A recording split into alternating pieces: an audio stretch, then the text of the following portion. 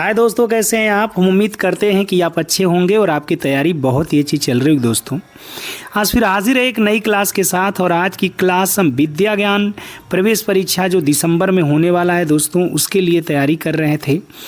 और आपने देखा था पीछे हमने एक पेपर आपको बना के विद्या ज्ञान के कुछ प्रश्नों को नमूना के तौर पे मैंने आपको दिया था। और उसमें बताया था कि विद्या ज्ञान जो एंट्रेंस एग्ज़ाम जो कि कहता है गरीब बच्चों के लिए पेपर लेते हैं, वो मैंने 2 साल पहले का आपका पेपर दोस्तों दिया था। और उसमें मैंने बताने की कोशिश की थी कि 2 साल पहले जो विद्या ज्ञान पेपर बना रहा था वो पेपर बिल्कुल वैसा पेपर जिसके लिए विद्या ज्ञान बना है। क्योंकि विद्या ज्ञान कहता है हम गरीब बच्चों का एडमिशन लेते हैं, हम उन बच्चों का एडमिशन लेते हैं जो कि पढ़ाई से बिछुड़ जाते हैं या जो कि अच्छे विद्यालयों में नहीं पढ़ पाते हैं, हम उन बच्चों का एडमिशन लेते हैं। विद्या ज्ञान ऐसा कहता था। और 2 साल पहले जो पेपर विद्या ज्ञान लेता था सेम अच्छा पेपर था, इस लेवल का पेपर था कि वहाँ पे गरीब घर के बच्चे जाते थे। विद्या ज्ञान कहता है कि अच्छे घर का बच्चा नहीं होना चाहिए, अच्छे विद्यालय में पढ़ने वाला नहीं होना चाहिए, कोचिंग ट्यूशन करने वाला नहीं होना चाहिए, क्योंकि वो घर तक चेक करते हैं। अच्छा बैंक बैलेंस नहीं होना चाहिए। अगर सब कुछ ऐसा है तो जाहिर सी बात है ये तो हमारे सरकारी विद्यालय के बच्चे ही वहाँ पर पहुँच सकते हैं या जो गरीब घर के बच्चे होते हैं। लेकिन अब मैं आपको दिखाना चाह रहा हूँ उस पेपर के बाद ये पेपर कि विद्या ज्ञान ने पिछले साल किस प्रकार का पेपर बना दिया था कि आप देख करके ताजुब हो जाएंगे कि ऐसा पेपर तो एसएससी बैंक रेलवे में आया करता है, ऐसा पेपर तो सैनिक विद्यालय भी नहीं बनाता है, ऐसा पेपर तो विद्या ज्ञान बना रहा है, उस प्रकार का पेपर हमारा नवोदय विद्यालय भी नहीं बनाता है। तो अब इनकी मंशा क्या है, अब ये क्या चाहते हैं, जरा ये पेपरों का सलूशन देख करके आपको पता हो जाएगा कि इनकी मंशा क्या है, ये किस प्रकार के बच्चे लेना चाहते हैं और कैसे प्रकार के बच्चे विद्या ज्ञान में एडमिशन ले पाएंगे। तो आइए स्टार्ट करते हैं। और आज के क्लास में हम पहला मैथ का पेपर देखते हैं। मैथ का सेक्शन ही मैं लेकर के आया हूँ और पिछले साल का ही पेपर है दोस्तों, ध्यान दीजिएगा। लिखा है अंकों की पुनरावृत्ति बिना अंक 2, 4, 7, 9 और 1 का उपयोग करके बनने वाली 5 अंकों की बड़ी 5 अंकों की संख्या में सबसे बड़ी 5 अंकों की संख्या में 7 के स्थानीय मान और 4 के स्थानीय मान का योग क्या है। मतलब इससे बनने वाली सबसे बड़ी संख्या आपको बनानी है। तो सबसे बड़ी संख्या जब बनाते हैं तो बड़ा अंक सबसे पहले आता है ना, 9, फिर क्या आएगा 7, फिर क्या आएगा दोस्तों 4, फिर अब क्या आएगा 2, फिर 1। इसमें 4 का अगर स्थानीय मान लेंगे तो कितना आ जाएगा 400, सबको मालूम है। अगर 7 का स्थानीय मान लेंगे तो कितना आ जाएगा, 7 का स्थानीय मान कितना आ जाएगा प्यारे, 7 का अगर स्थानीय मान हम लें तो ये हो जाएगा हमारा 7000 होगा। अब इन दोनों के स्थानीय मानों को जोड़ने के लिए बोल रहा है तो यहाँ पे आप 0 देख पा रहे हैं, यहाँ पर भी 0 होगा, यहाँ पर 4 हो जाएगा और यहाँ पे 7, मतलब 7400। 7400 विकल्प में आपको दिखाई दे रहा होगा प्यारे। विकल्प आप अगर ध्यान से देखें तो आपको विकल्प में दिख रहा होगा, विकल्प number D is the right होगा। यहाँ पे 7400 दिखाई दे रहा है, बिल्कुल आप समझ पा रहे हो। देखिए 7400 यहाँ पे विकल्प नंबर डी में दिया गया है। तो ठीक है, यहाँ पर तो क्वेश्चन भी ठीक ठाक था, अच्छा लेवल है, बहुत आसान भी नहीं कर सकते, बहुत कठिन भी नहीं कर सकते। आइए अगले क्वेश्चन की तरफ बढ़ते हैं। अगला क्वेश्चन क्या कह रहा है दोस्तों, अगला क्वेश्चन आपका क्या कह रहा है, इसको ध्यान से देखिएगा। 32 नंबर का क्वेश्चन है। कहाँ ये आसान क्वेश्चन है, ज़रा मुझे बताइएगा।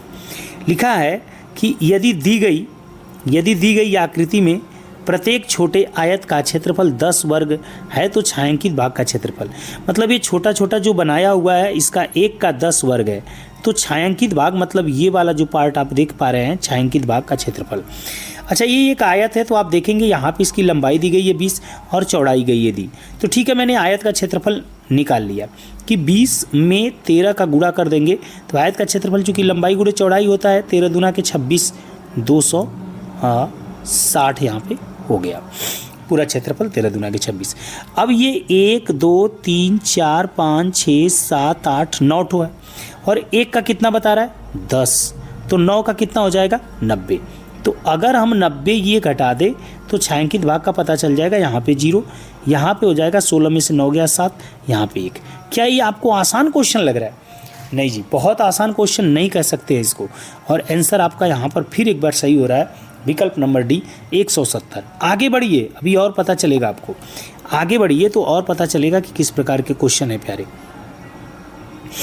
यहाँ पर देखिए जरा क्वेश्चन को, थोड़ा समझिएगा इस क्वेश्चन को।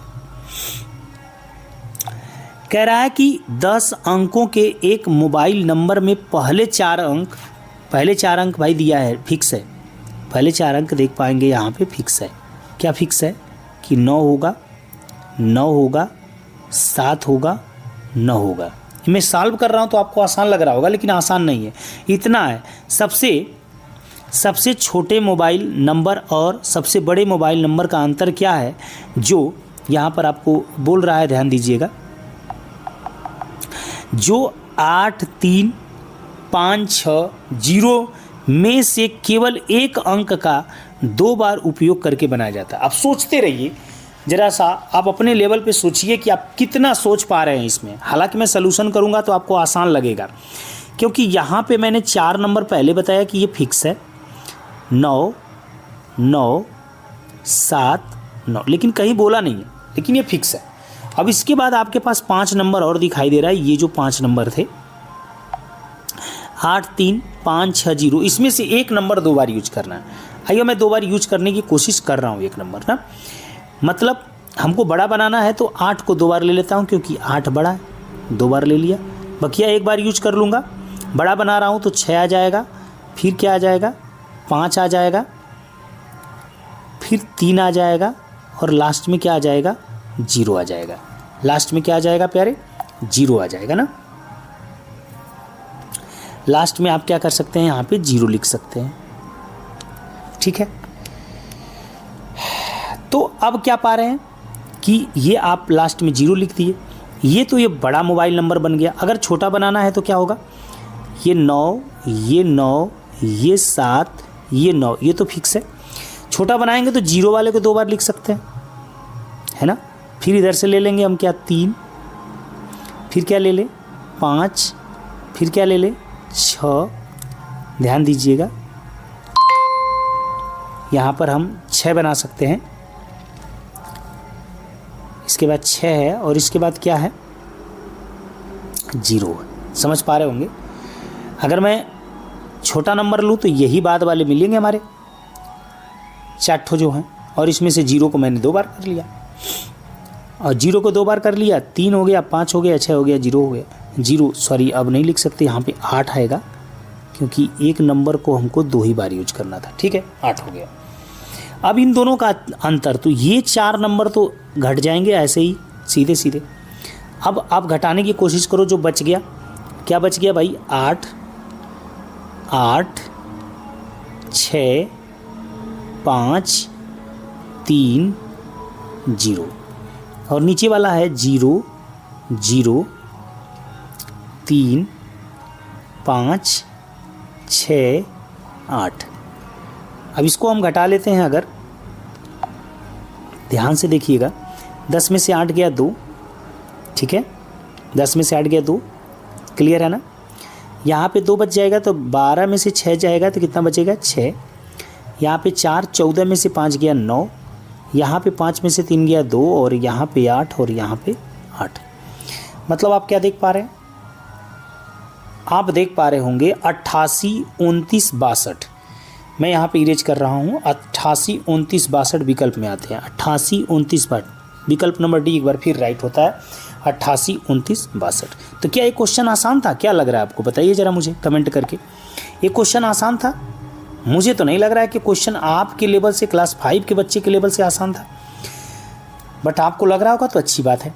आइए आगे और दिखाते हैं आपको क्वेश्चन। कह रहा है कि रोहन प्रतिदिन 5 घंटे, देखिएगा ध्यान से, यहाँ पे रोहन प्रतिदिन 5 घंटे सुबह में और 2 घंटे शाम में काम करता है, यदि उसे प्रति घंटे का 75 रुपया मिलता है।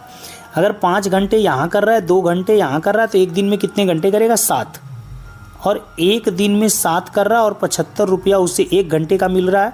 तो ध्यान दीजिएगा, एक दिन का कितना मिल जाएगा, 7 × 5 = 35 हासिल 3, 7 × 7 = 49, 49 में 3 जोड़ेंगे तो 52, मतलब एक दिन का 525 रुपया कमा रहा है। ध्यान दीजिएगा।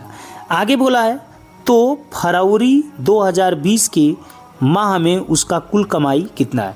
देखिए एक महीने का मैंने निकाल लिया 525, मैं इरेज कर रहा हूँ ना, तो 525 एक दिन का आपका निकल गया 525। Very good.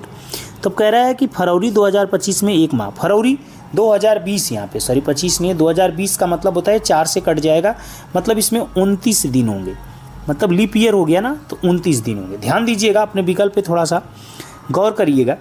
9 का आप गुणा करेंगे तो 9 × 5 = 45 को 5 होगा, इकाई अंक पर 5 आएगा, इकाई अंक पर 5 ना इसमें है, ना इसमें है, ना इसमें है, तो विकल्प नंबर ए हमारा राइट हो जाएगा 15,225 रुपया। आप गुणा करेंगे तो यही आएगा भी 15,225 रुपया आपका, 15,225 रुपया ये आपका आंसर आएगा। आप गुणा करेंगे तो यही आएगा। ये तो मैं आसानी से जल्दी से इकाई अंक के वाले मेथड से मैंने पकड़ लिया, वरना गुणा करने में कितना टाइम लगेगा आपको अच्छे से मालूम है। आपको पता चल रहा होगा कि किस प्रकार का नवोदय विद्या ज्ञान क्वेश्चन दे रहा है और कह रहा है कि ये गरीब बच्चों का। समझिए, थोड़ा सा भावनाओं को समझिए और क्वेश्चन के तरीके को देखते जाइए। आइए आगे देखते हैं। आगे एक और क्वेश्चन जो कि आपके सामने क्वेश्चन नंबर 35 है, मतलब आज का 5वां क्वेश्चन है। मैं बहुत ज़्यादा क्वेश्चन आज नहीं लूँगा, बस आपको दिखा रहा हूँ और सारे प्रश्न मैं सॉल्व करूँगा। आगे वीडियो में बने रहिएगा आप। आइए देखते हैं। अब कह रहा है कि प्रति किलोग्राम फलों की कीमत नीचे दी गई है। ठीक है, प्रति किलोग्राम फलों की कीमत नीचे दी गई है। थोड़ा गौर करिएगा, इसको मैं बड़ा कर दे रहा हूँ ना, थोड़ा मज़ा आएगा आपको। तो आप क्या समझ रहे हैं कि 1 किलोग्राम फल की कीमत दी गई है, मतलब आम का 1 किलो की कीमत 80.60 है और यहाँ पे कितना बोल रहा है, 2.5 किलो। तो ये बताइए 80.60 है, तो पहले 2 किलो का निकाल लेंगे। तो 80.60 में मैं 2 का यदि गुणा कर दूं तो क्या हो जाएगा, 2 0 0, 2 6 12 को 2 2 0 0 1 2 8 16, मतलब 161 रुपया 20 पैसा। आप देख पा रहे हैं कितने की कीमत हो रही है भाई, 2 केजी की। और आधा केजी 40 रुपया 30 पैसा और जोड़ दीजिए, इसमें 40 रुपया 30 पैसा और जोड़ दीजिए। तो ये कितना हो गया, यहाँ पे तो 50 पैसा हो गया, यहाँ पे 1 हो गया, यहाँ पे 6 4 10, यहाँ पे 201 रुपया 50 पैसा किसकी कीमत हो गई, 2.5 केजी आम की कीमत। 2.5 केजी आम की कीमत कितना हो गई, 201 रुपया 50 पैसा। मैं इसको इरेज करके फिर से लिख दे रहा हूँ। यहाँ पे हो गया 201 रुपया 50 पैसा 2.5 केजी आम की कीमत। अब 1.5 किलो सेव बोला है। 1 किलो सेव का दाम कितना बता रहा है, 120। कितना बता रहा है, 120 रुपया 50 पैसा। ओके, अच्छा आधा केजी और का दाम क्या हो जाएगा, 120 का आधा 60 और 50 का आधा 25, तो 60 रुपया 25 पैसा। चलिए इसको भी जोड़ लिया तो ये हो गया 75 पैसा और यहाँ पे जोड़ देंगे तो 180 रुपया। क्लियर है, 180 रुपया 75 पैसा ये हो गया। अगर मैं इसको हटाता हूँ, फिर देखिएगा, ध्यान दीजिएगा, 180 रुपया 75 पैसा है। ध्यान दीजिएगा, ये 180 रुपया 75 पैसा आपका है। 180 रुपया 75 पैसा मैं इसमें जोड़ देता हूँ। देख रहे हैं ना कितना काम करवा रहा है एक ही क्वेश्चन में। 5 7 5 12, 1 यहाँ पे 2 हो जाएगा, 8 हो जाएगा, 2 1 3 हो जाएगा। मतलब यहाँ पे दशमलव लगा लूँ तो 382.25, 382.25 आप विकल्प ढूंढो। 382.25 विकल्प आप ढूंढो कहाँ है। 382.25 विकल्प number B is the right. आप समझ पा रहे होंगे कि कैसा क्वेश्चन है, किस प्रकार के क्वेश्चन ये बना के रखे हैं और आपको कह रहे हैं कि ये गरीब बच्चों के लिए और ये उन बच्चों के लिए जो कोचिंग ट्यूशन नहीं करते हैं, जो सरकारी विद्यालयों में पढ़ते हैं। और पिछला पेपर मैंने दिखाया था 2 साल पहले का, उसको भी आपने देखा, अगर नहीं देखा है तो आप जा कर के उसको देखिएगा। और दोनों में कितने का डिफरेंस है ज़रा मुझे बताइएगा। अभी 5 क्वेश्चन केवल दिखाया हूँ और ये भी सीरियल से दिखाया हूँ, कठिन छाट के नहीं दिखाया हूँ।